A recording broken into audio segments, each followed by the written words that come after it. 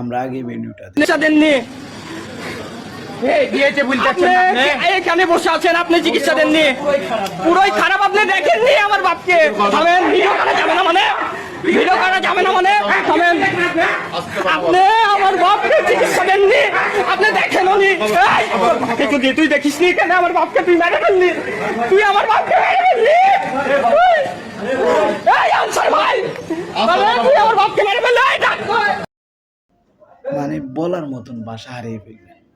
কি বলবেন, সরকারি মেডিকেলগুলোতে এমন অবস্থা হয়ে গেছে এখন যে রুগী নিয়ে গেলে বেশি আনাটা খুব কষ্টকর হয়ে গেছে। যেগুলো ডাক্তার নামে কলঙ্ক, যেগুলো একটা সরকারি হাসপাতালে তার বাবাকে চিকিৎসার জন্য নিয়ে গেছে, যে সুস্থ করে বাড়িতে ফিরবে বা তার ঘরে ফিরে আসবে তার বাবা। এই যে ডাক্তার, কষাই ডাক্তারের কারণে, ভুল চিকিৎসার কারণে, ভুল ইঞ্জেকশন দিয়ে তার রোগীকে মৃত্যুবরণ করে দিয়েছে। মানে যখন জানতে চায় যে আমার বাবার কী হয়েছে, ভুল ইঞ্জেকশন কেন দিছে, ফুসে তারা কোনো কথা বলে না। একটা সরকারি হাসপাতাল, তার রাজশাহী মেডিকেল কলেজ। এর আগে আরেকটা দেখছিলাম যে আমাদের ঢাকাতে কোনো একটা কলেজে, কোনো একটা মেডিকেল কলেজে, সরকারি হাসপাতাল, সেখানেও বলছিল ভাই টাকার জন্য কোথাও লড়ে না। সরকারি হাসপাতালগুলো বানায় লাভ হয়েছে কি আমাদের?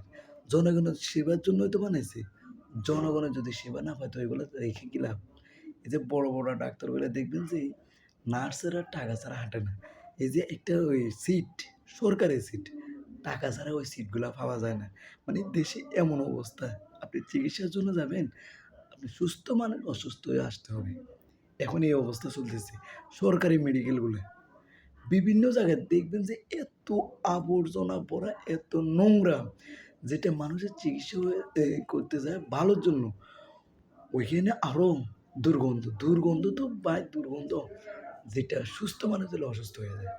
জনগণের ট্যাক্সের উপর টাকা দিয়ে তো যে ডাক্তারদেরকে বেতন দেয়, তাহলে ডাক্তাররা এই যে কষাই হয়ে গেল, এই যে ভুল ইঞ্জেকশন দিয়ে একটা রোগীকে এভাবে মৃত্যুর পর্যায়ে নিয়ে গেল, বিভিন্ন জায়গায় এসব দুর্ঘটনা এখন চলতেছে।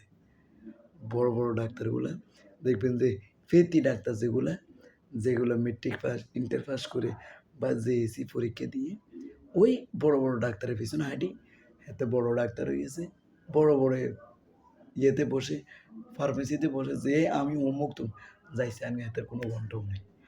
ওইসব ডাক্তারগুলা বড় বড়টা ইয়েতে মেডিকেলগুলোতে কিছুটা চান্স পাইয়ে তারা বলে যে করে একটা, বড় ডাক্তার দিতে বলে একটা, তারা দেয় আর একটা, রোগীকে মেরে ফেলে।